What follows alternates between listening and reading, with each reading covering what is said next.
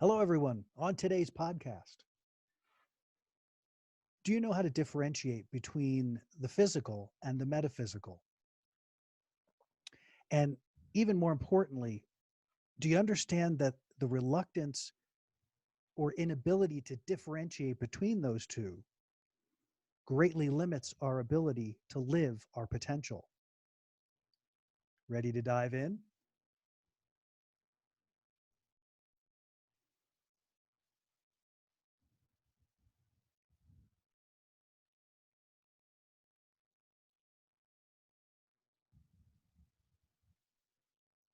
Hello, everyone. Welcome to Adventures in Truth podcast. We are super excited that you're here today.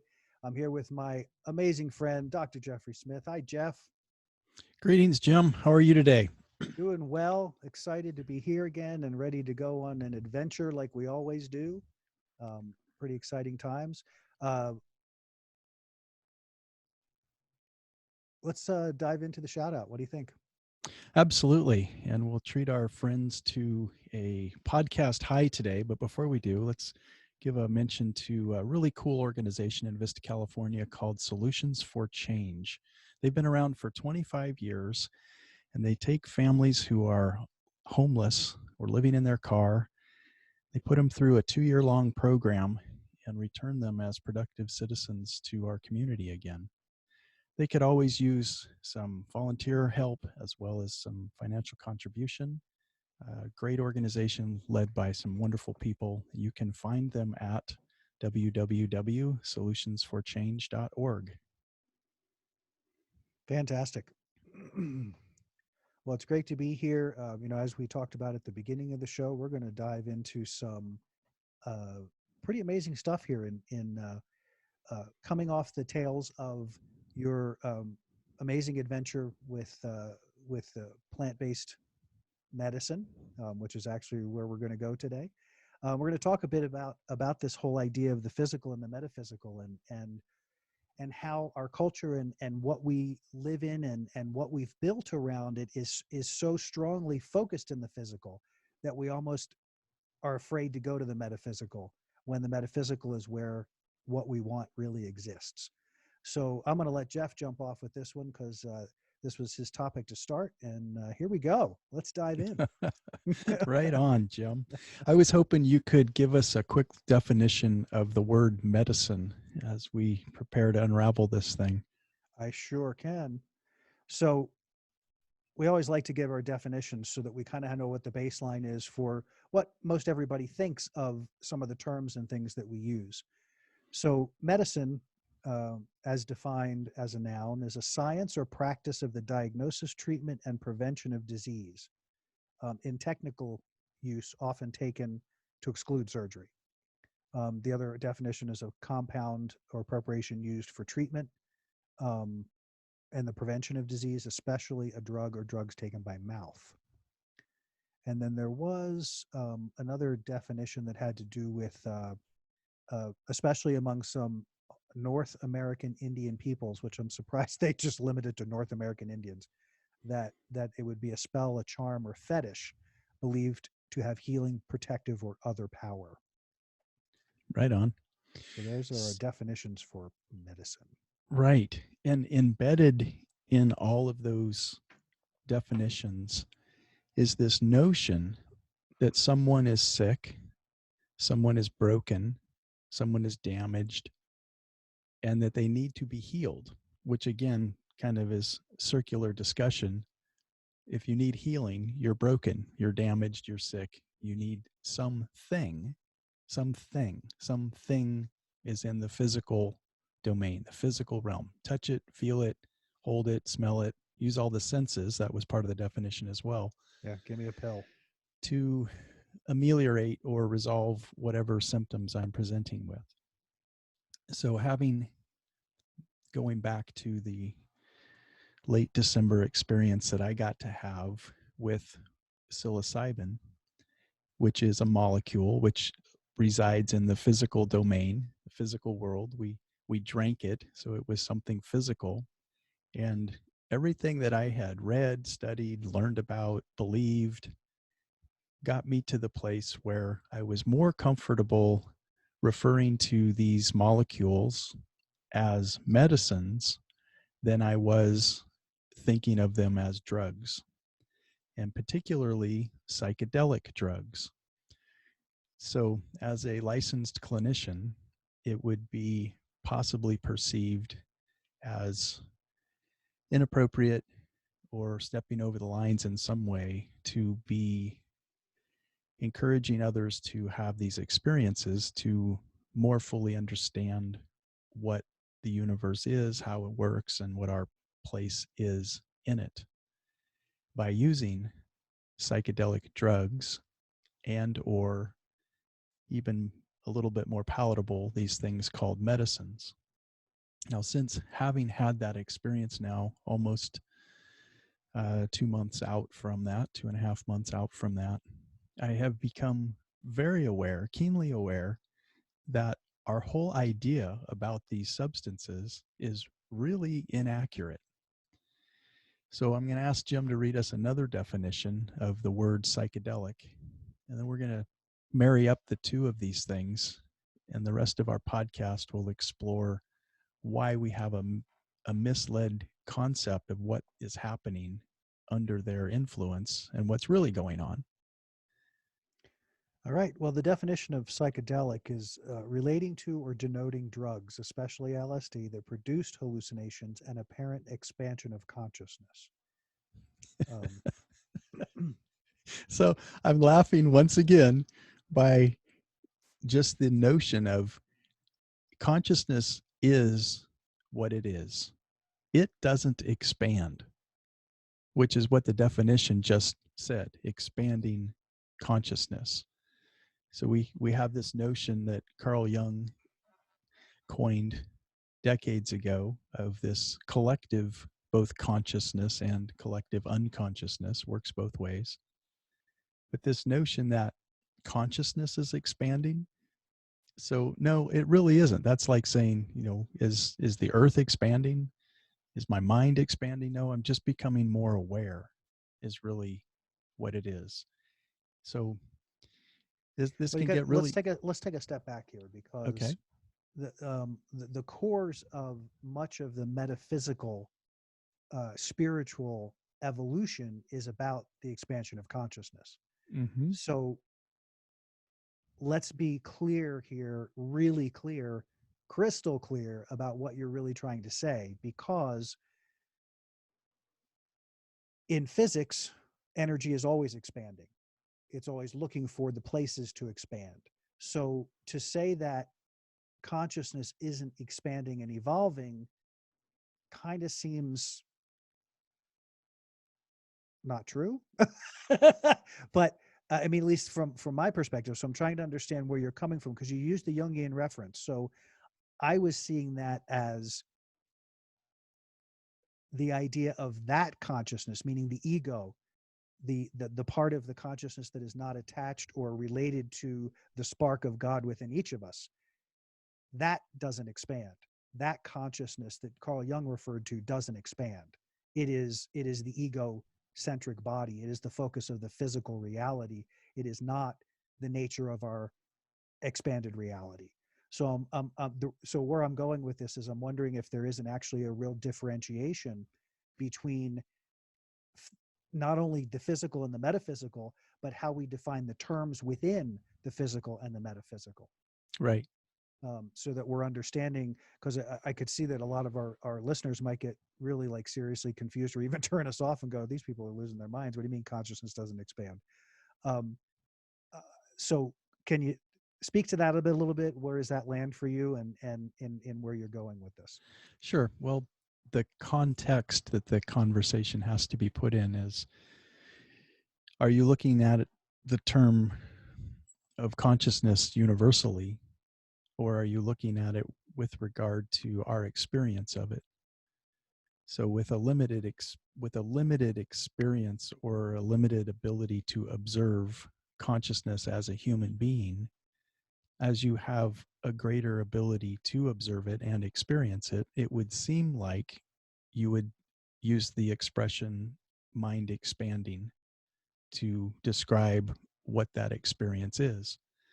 But it's really no difference than when I just lift these up, I can't see very far.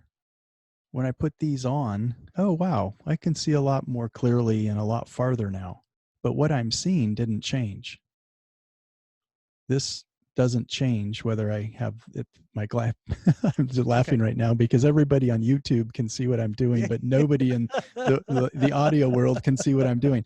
I'm lifting my glasses up an inch so that I'm only using my eyes to look forward Yes. to to perceive what my eyes are looking at.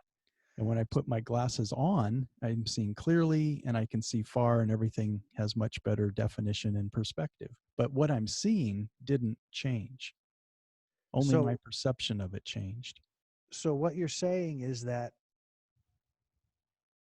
the idea of expanding consciousness is actually expanding awareness to a consciousness that already exists. Is Yes. that what you're saying?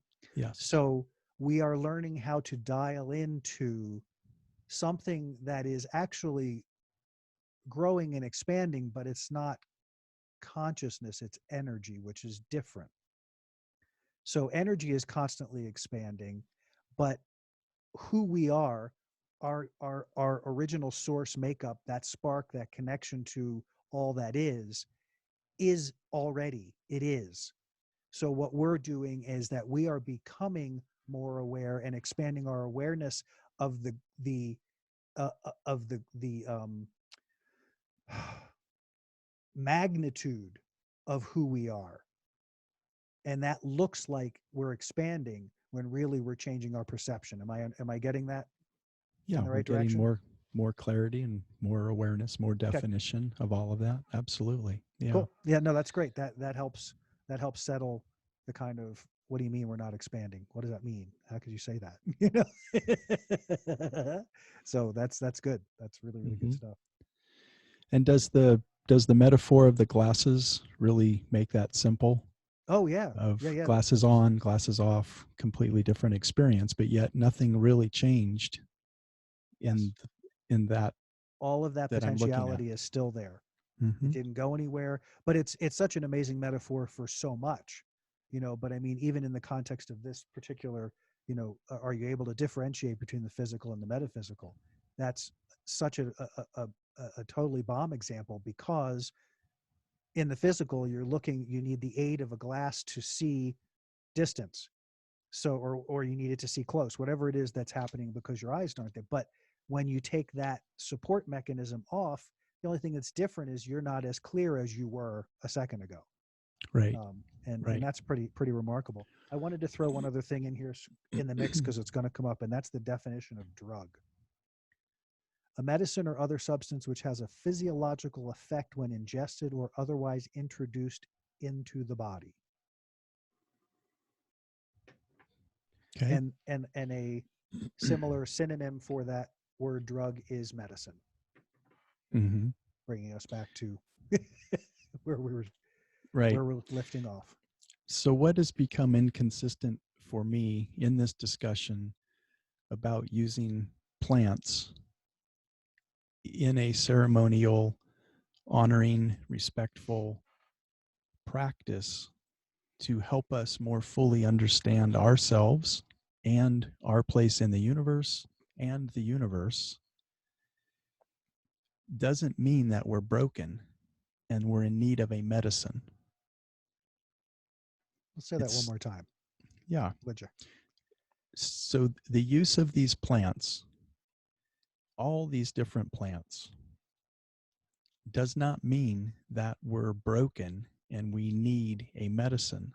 Simply to see more clearly who we are, what the nature of humanity is, what the condition of the human condition is, and our place in the universe and the universe.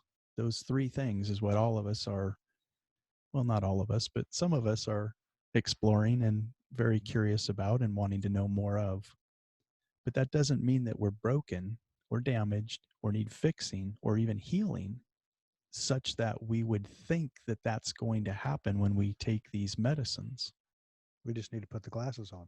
We just need to put the glasses on. Yeah. And some might say, well, that means your eyes are damaged. No, they're not. They're not damaged. My eyes are okay. They're out of focus. They need some assistance. And Well, but there's also it actual science to that. There's actual science to that.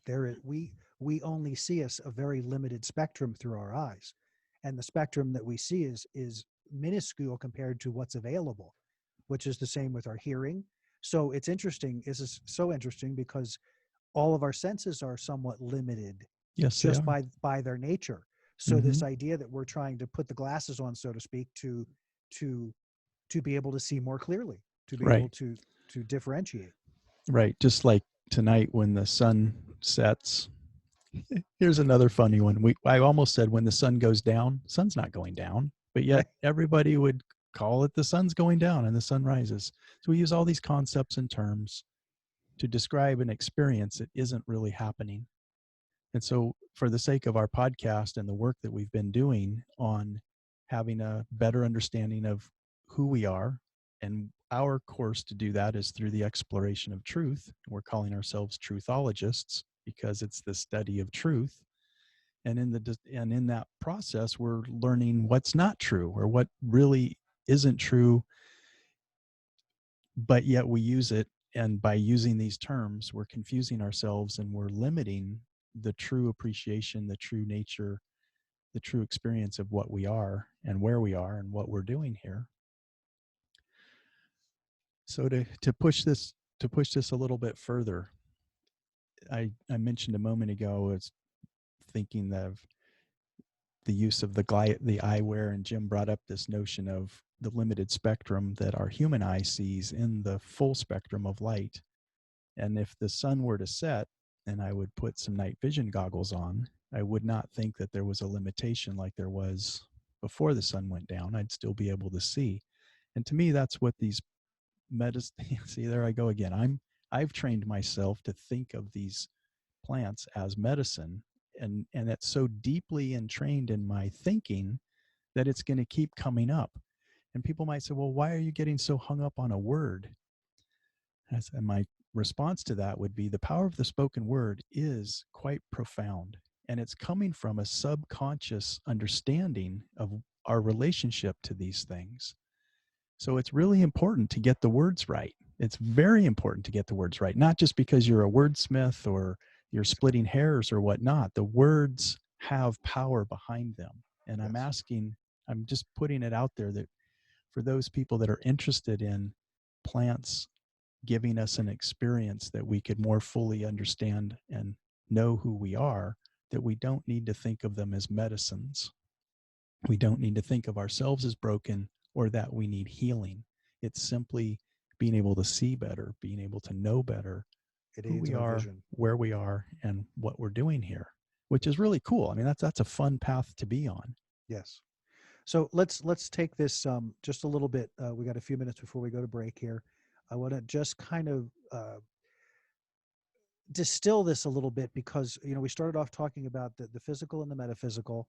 We're dealing with needing to understand the differentiation. So there's a whole lot that goes on within the physical world that we have defined and redefined and overdefined and created consciousness of, that is limited, that is not necessarily serving our progress to seeing better, in our analogy here, to putting on the glasses to seeing our full potential. So the need for the metaphysical is that it provides that. It's like the reading glasses. It enables us to use the plant therapy to see better, to put on the right color glasses so that we're seeing for true what we're seeing. I can tell you from my own personal experience, having observed it directly, that if you come into a ceremony or involvement in plant thinking you're broken, your experience will be very challenging, because not only are you trying to see into the metaphysical, you're using a physical limitation that has to be moved for you to do that. And once you're in the medicine will move that physical block. And whether that movement is you getting completely freaked out or having a quote bad trip, that's all about your attachment and resistance to what is physical, and not allowing the lens to sharpen on the metaphysical so that you can more clearly see and make those connections and release the things that bind you in the physical. Right. I've found it interesting that you used the term therapy as a way to try to not continue down that path, which I believe is better. But even the use of the word therapy in most people's minds, if you need therapy, if you're seeking therapy, you're in pain, you're suffering, there's something wrong, Something. and you're seeking.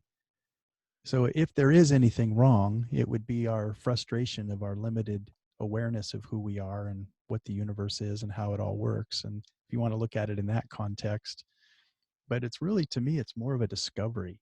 It's more of an experiment, that what the plants allow us to do is put the glasses on so that we can see how things really are.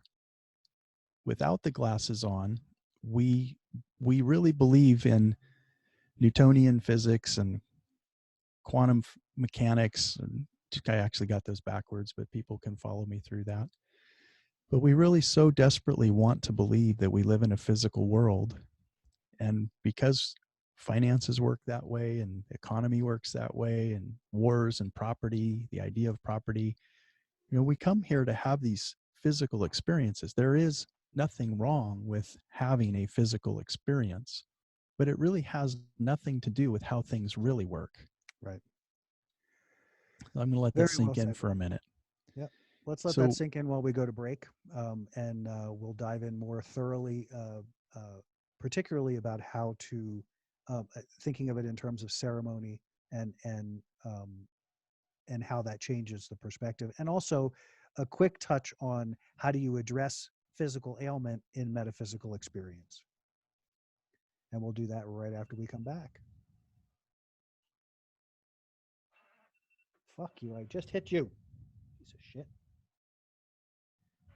That was good. Stop it.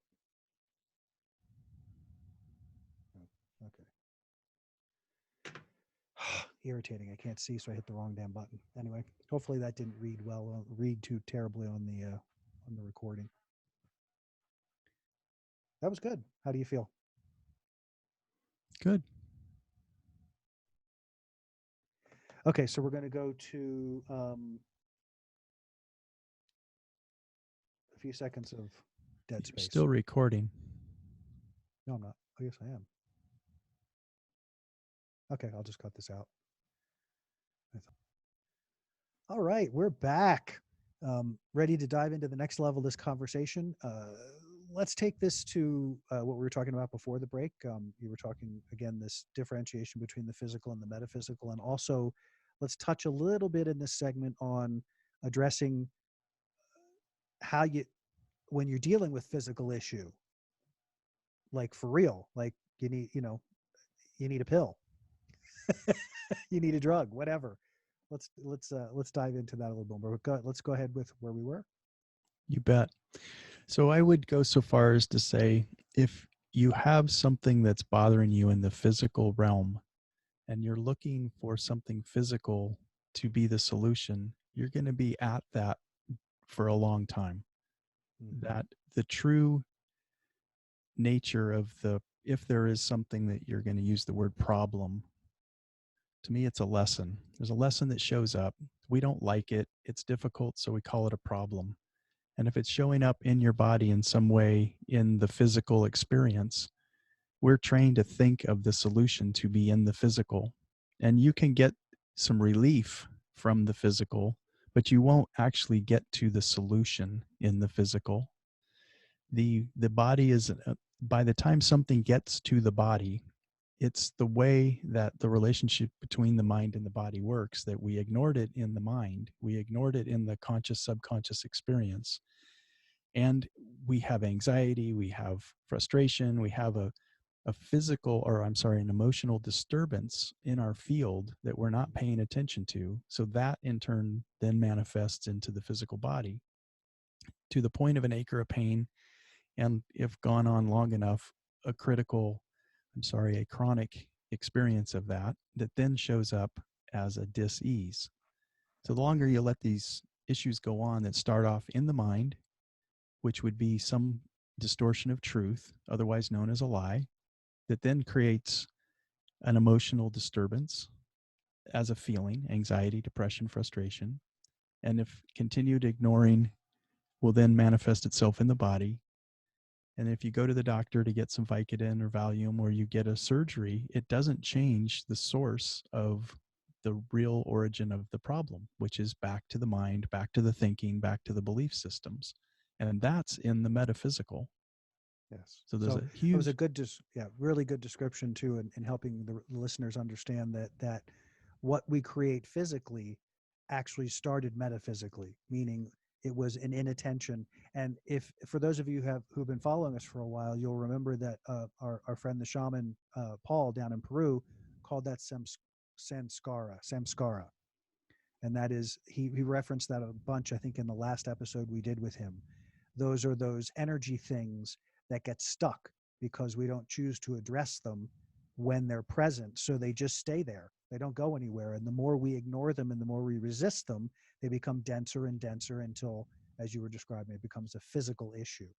But mhm, it's so important to understand, because it's not a lot of times where this conversation gets hung up is it becomes a blame game.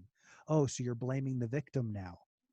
Well, that in of itself is a whole other issue, that's a whole problem to itself in thought process. But the idea of just in basic understanding, if you can get clear about what's physical and what's metaphysical, and then understand that the physical is the end result, not the starting point, and that end point then becomes a place where we have to unravel that energy to get it to dissipate, to get it to go to somewhere else, so that we can focus into the metaphysical for the release and or quote unquote healing. right.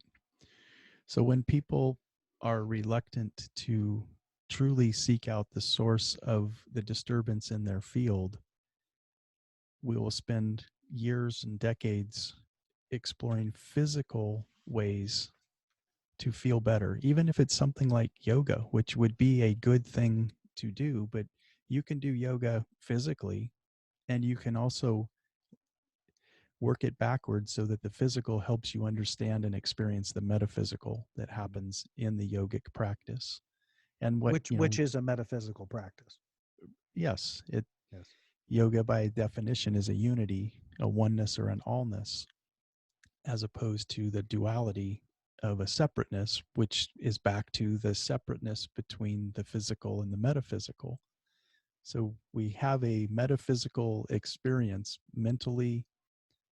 When there's a disturbance, that's going to create a negative emotional feeling based component that will then ultimately show up in the body negatively.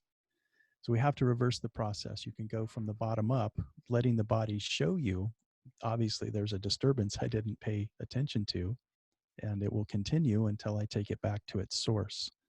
So, what these plants, in my opinion, allow us to do is bypass the distraction of the physical and get in straight into deeply, deeply into the metaphysical in such a profound way that it's freaking undeniable.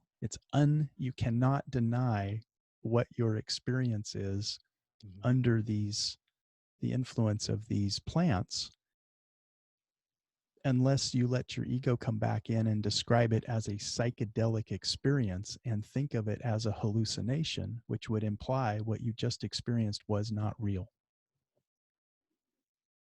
And if you do this long enough and you're open minded enough, what you'll find is it's just the opposite. Our life in the physical domains, the limits of physics, is what's not real. Mhm. And what the plants allow us to do is capture a brief glimpse into the reality of the universe and not think of it as a hallucination, but the actual reality of what is. And then you have the ability to go, wow, I've got my glasses on now. I've got my true reality glasses on. And when I take those off and go back to living my physical life, that's really the hallucination. That's really the distortion of truth that we're all very good at playing. Yeah. And again, our whole economy is set up that way. We go to war that way. We believe in property, and we believe you're you and I'm me, and separateness and division. And the physical world is totally set up to support all of those opposite of yoga, oneness, allness experiences. Well, and here's another piece of this that I think is important to understand with regard to truth is that when you encounter true truth, when you encounter truth in your reality, there is no denying, there's no way to wiggle out of it unless you go into abject denial. Like when truth shows up, it's just there, and it's such a liberating thing to experience the truth in whatever capacity for from whatever experience that the experience, the statement, the truth shall set you free. The reality of that is because you dial into the energy of truth, and it resonates so profoundly that there's nowhere to move from it, and it's so relieving that you can just surrender to it and allow that to take over. the Right. other the other option is what I was saying before, which is to go into abject denial, which is the beginning of what could potentially be a disease process or a diseased physical body, because you've shut down the metaphysical channel to who you truly are. So it's such an amazing dynamic of understanding. The metaphysical has been turned into some circus word, that they're crystal crunching tree huggers, and metaphysics is not viable somehow. And I think what we're trying to say is that it is not only is it viable, it's an integral part of our entire experience, and to deny that understanding creates harm. It creates harm in our experience for ourselves. Well, somewhere in whoever designed this experience that we have by coming to this planet, some people call it a third dimensional experience that is so focused on, and it's so important to have these physical experiences that create sense sensory stimulation that is both amazingly euphoric at times and horrifically painful at times, that there's true value that apparently can only happen in this dimension. Mm. And without taking the podcast into a whole nother topic of talking about different dimensions, we have to honor and respect that we're in this dimension. Right. And the purpose of using plants to help you momentarily see how things really are is simply, it's like a nice thing to know that we're we're really okay. It the disillusion of the ego and being able to see the universe as it really is, and truly, as Jim said a moment ago, by interjecting the concept of truth into this discussion, we've established before that truth and the energy of love are synonymous, and that lies and the energy of fear are synonymous. So you're either going to be in one of those two domains. You can't be in love and fear at the same time. You can't be in truth and lie at the same time. So what these plants allow us to do by ingesting them and getting them into our body, which is physical. So we're taking a physical thing and we're putting it into a physical body in order to have a metaphysical experience. So chew on that one for a moment. And it's a perfect time to take a break. All And right. we'll be back right after this. All right, folks, we're going to take just a quick minute to talk about some of the amazing things that are happening here at Adventures in Truth podcast and the Science of Transformation. Look, over the course of the next couple months, we're going to be having some extraordinary things offered for our listeners. We have some workshops coming down the pike. We're working on actually two different books, which are going to become available here shortly. And we'd encourage you to take a moment to check out our website, www.adventuresintruth.com, where you can check out all of the things that we're going to be doing, places that we'll be. You'll also be able to access all of your favorite podcast platforms there to listen to our show, and check out our YouTube page as well. So lots going on here at Adventures in Truth, and we're glad you're here, and welcome back to the show. Jeffrey, Amazing So, topic. We are coming to the point of bringing it all back together. right. So, people that are open to the idea about using medicines to have a more complete understanding of ourselves, the universe we live in, and how the universe works. And when I say people, I also want to include organizations like the Veterans Administration, which is the largest medical organization in the Western Hemisphere. Mhm. So, huge dollars, huge amount of brain power, huge issue of dealing with post traumatic stress disorder to combat veterans. And the VA is fully on board now with recognizing the value of using plants to what they're calling lower and re baseline our fear threshold. So the notion would be through the course of exposing yourself to violence and trauma, whether it's on the combat, the battlefield or not, isn't a requirement. Trauma is trauma. Mhm. Over time, our mind becomes hypersensitive to the possibility of anything jumping out at us and surprising us and hurting us at any time. So our ego is very, very oriented toward the physical world and the possibility of pain, suffering, and death. It's what it's wired to, programmed to. It can't not do that. Yeah, it's its only job. Keep you on the planet. So the idea isn't to get rid of it, but the idea is to not let it run your experience. So, what the plants allow us to do is see that we're really not living in a physical world. We're having that experience, but we're really having that experience inside of a metaphysical universe, which we call consciousness. You cannot hold consciousness in your hand, Mhm. but the power of consciousness can create your hand. So, think about that for a second. That's pretty darn cool Mhm. that the manifestation of the energy of consciousness can create physical matter. I remember Deepak Chopra talked about the zero sum total energy in the universe. If you take all the positive energy and all the negative energy, like black holes and antimatter, and you put it together, you get zero. But by taking it into the positive, taking energy into the positive or the negative, you can actually create and account for matter that way. So you can create something out of nothing, which is one way of describing consciousness as no thing, becoming thing by dividing out the positive and the negative creates matter, creates our experience.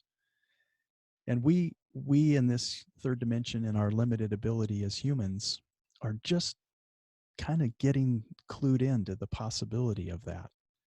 And if we use one holy book as a reference, we're referred to as co-creators. So if we think of ourselves and we're willing to take on the accountability and the responsibility of creating our experience, that can both be in the physical and in the metaphysical.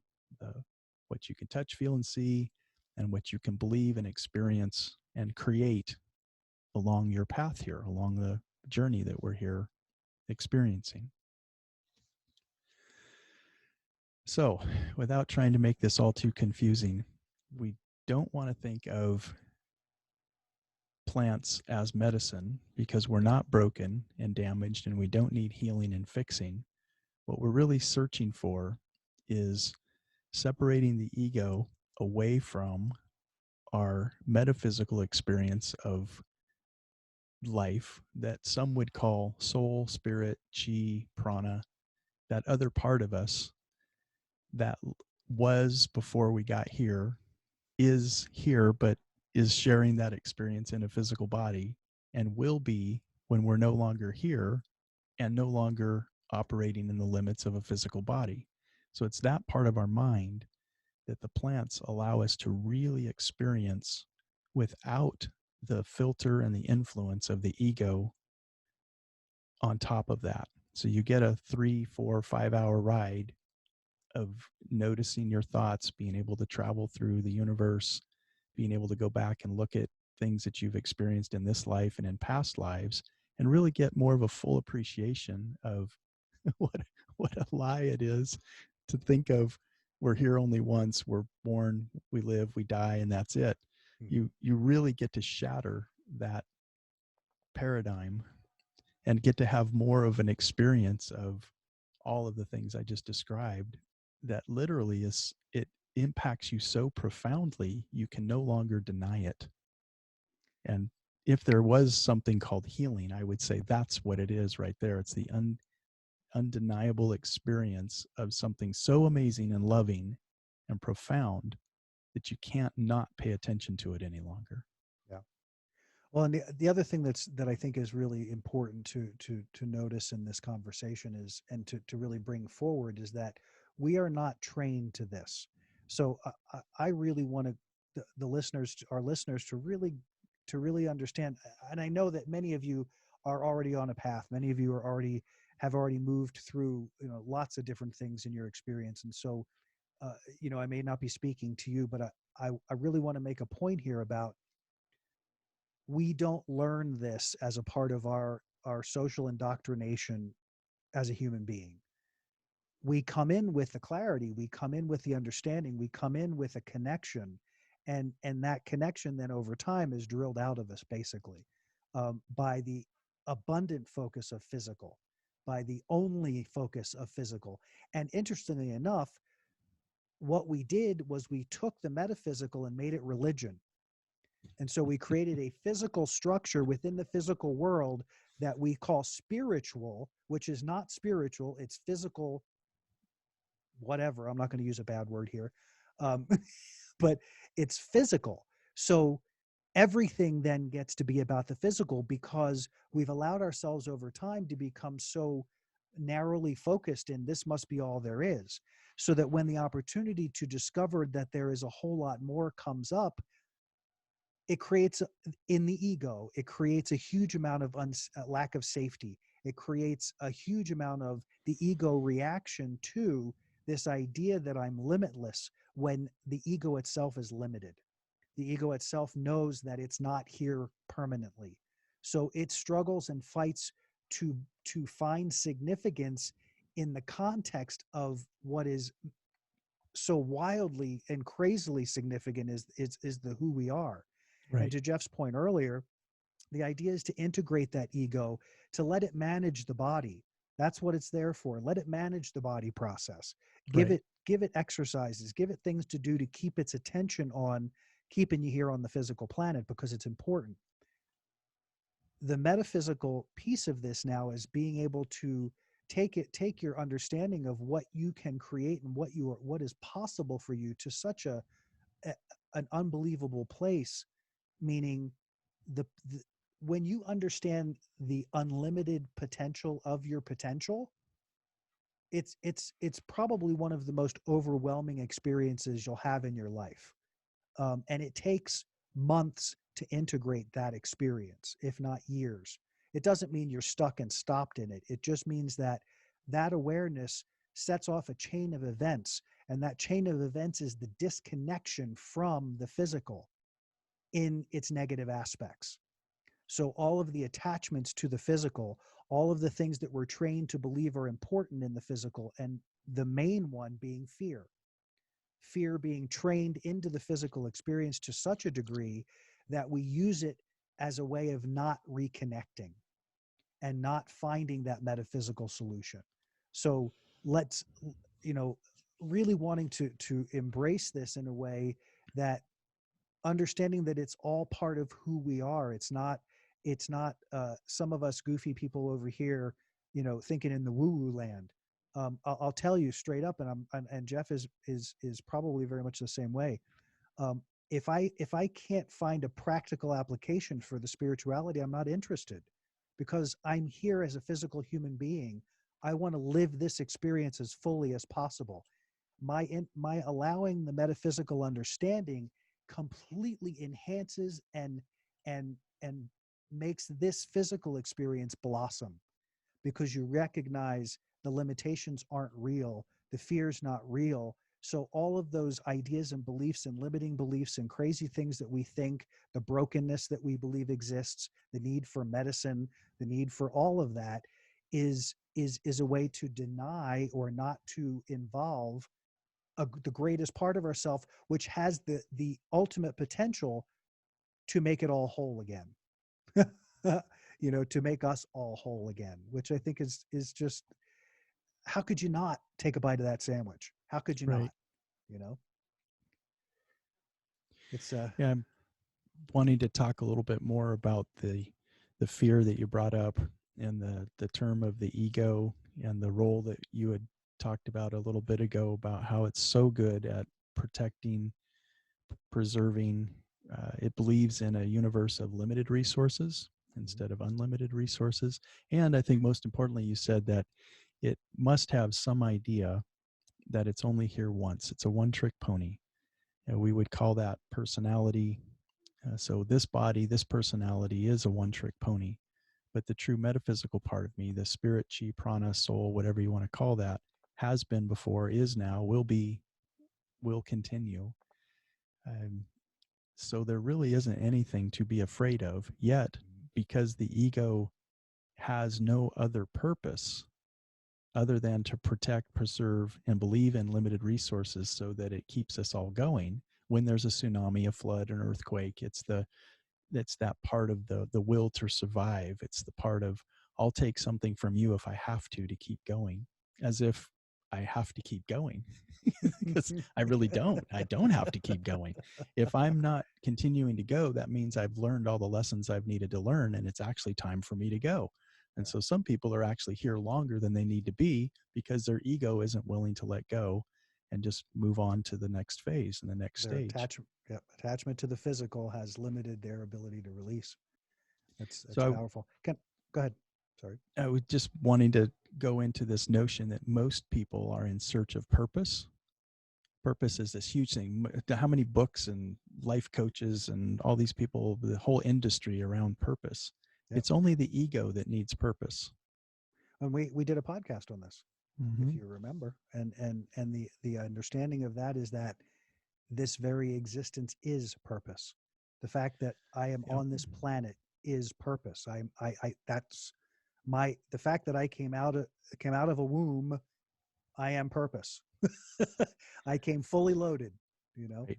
So the ego is going to look at purpose as it needs to do something in the physical. I got to write a book. I got to win a prize. I got to leave a headstone. It's looking to do something in the physical because that's the world that it lives in. And what Jim was talking about, the purpose, if there is a purpose for soul and spirit, it's to do three things: to learn to love and accept itself, and to stop judging. And the ego has no ability to do that. And that's the constant battle that it's in with our soul spirit, is it wants to do, it's a human doing, rather than our soul spirit being a human being, with the only true thing that all of us have in common, the only reason that we really come here is to learn to love and accept ourselves and to stop judging. And any judgment is going to provoke fear. It will always show up because it's the belief that whatever's happening should not be happening, that there's a problem here. Hello, Yeah. And there's on a that problem note, here. we're gonna stop again for a quick break, and we'll be back right after this short break. And we're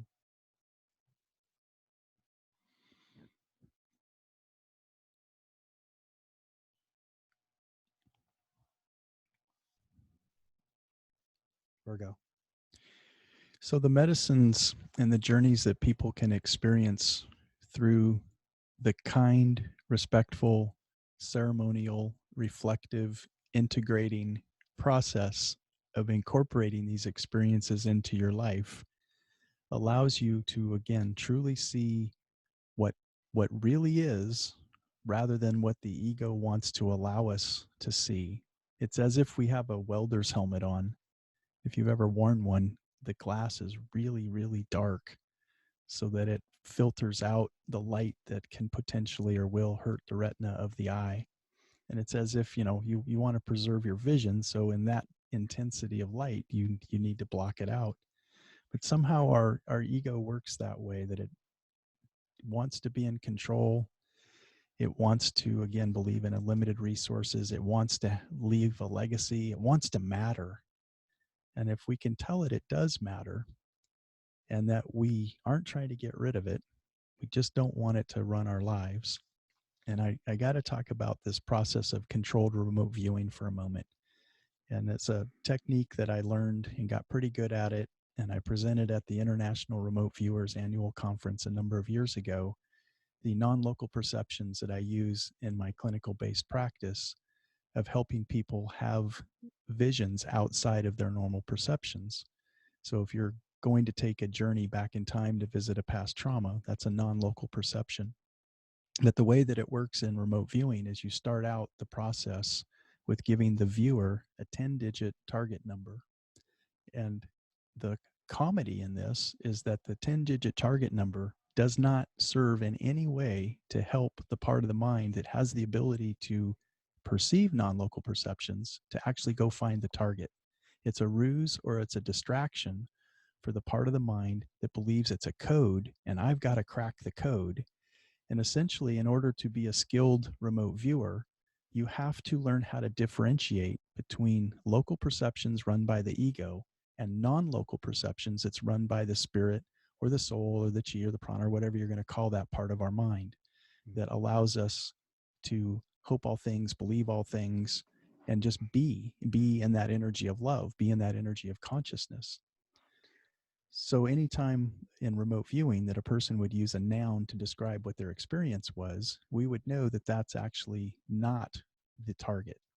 And so it's really fascinating to use the different part of your mind. I'm not going to go too much farther into the skills and techniques of remote viewing, just that I find it very interesting that that's what the medicines allow us to do, is it lets the mind believe that this physical chemical molecule is responsible for my psychedelic non-real experience. So all the definitions that we started off with were written by the ego.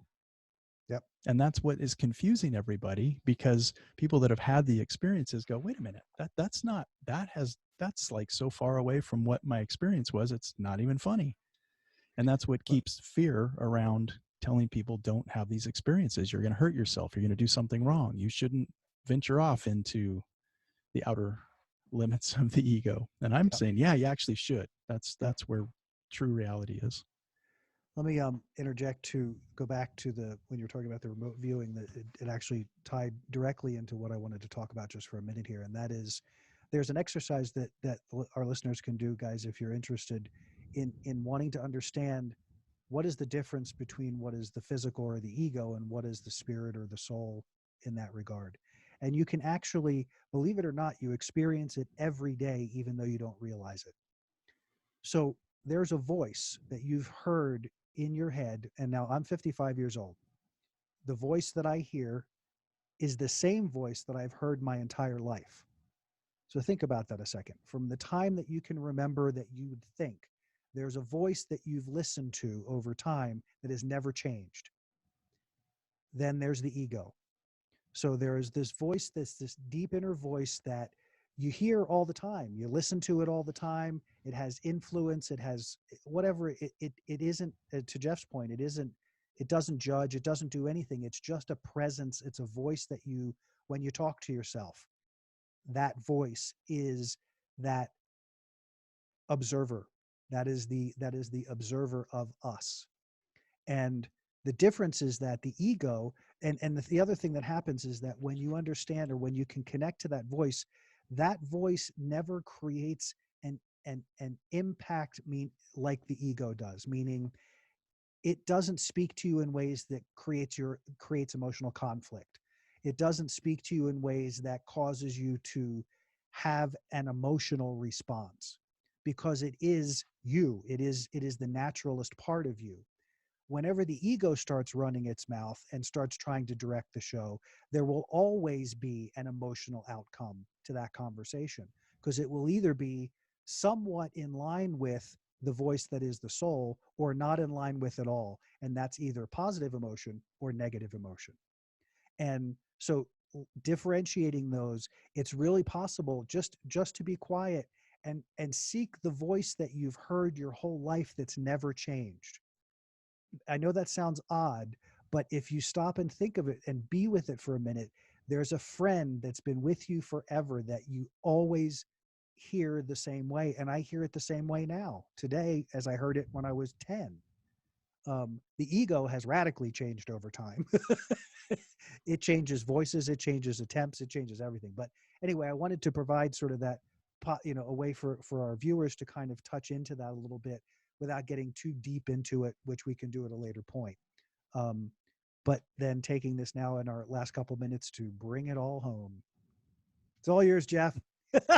Yeah, that was nice, and I liked the concept of a friend. In a future podcast, perhaps we can venture off into the notion of a higher self. But to me, that would either be the voice of the higher self, our true self, Yes. or just the voice of consciousness that we're channeling that is universal to everyone, that doesn't make you an individual, but it just makes you a drop in the ocean of the allness or the oneness or the Advaita or the yoga. That is very comforting to know that consciousness is not afraid. Only the ego is afraid. Again, these medicines allow us, we started out our podcast by talking about the differentiation between the physical and the metaphysical. And these plants allow us to have such a profound metaphysical experience that the physical world becomes more boring or just less concerning, if you will, particularly around things like pain and illness and injury and frustration and heartbreak. It's just like you can see that stuff isn't, it's not really real. You can experience it if you operate in that domain. And that's the conundrum that we're all in, is which domain are we going to operate in? Are we going to truly live in the physical world and therefore have all of the physical pains and discomforts that come along with that? Or are we going to make a shift more toward the metaphysical and operate in kindness and compassion and love and oneness and allness and unity and a never ending experience? Just this thing just keeps going and going and going, which is very, to me, encouraging and promising. Yep. And ultimately, I think, as we talked about at the beginning, the idea is understanding that denying one reality or another is denying a portion of self. It's denying a portion of your existence. And so um, I think it's really important here that there is no wrong or bad choice. There is only choice. And those choices, what we try to do here in presenting what we see as dissecting truth and presenting it to all of you guys out there, is to have this other alternative place to understand our existence. If you're not wanting to go there, then don't go there. Experience your life the way you experience it and enjoy it in the way that you're experiencing it. But if you're not, then open the door and be willing to step over the threshold so that you can take it to a whole other level that you never even knew, maybe even knew existed. Right. And it does exist. It's not fantasy. It's not an illusion. It's more real than anything we're experiencing on the planet. Absolutely. And anything else you'd like to close with us for us, Jeff? Anything else you want Just, to yeah, bring just a forward final on? thought of anybody listening. If, there are some that would be very curious about finding somewhere, someone, or books or whatnot. And there's just so much out there right now on Netflix and Amazon and just, gosh, you name it. There's so much information about the benefits, the intrigue of what these plants can offer to help us understand more about who we are, where all that sort of thing. But it's not a necessity. I hope the podcasts, the way that we're talking about this isn't saying you got to go have these experiences, because meditation and yoga, there's many ways to get there, and this is just one. Well said. Thanks, everybody out there, for joining us. We will see you again very soon. Thanks much. Bye bye.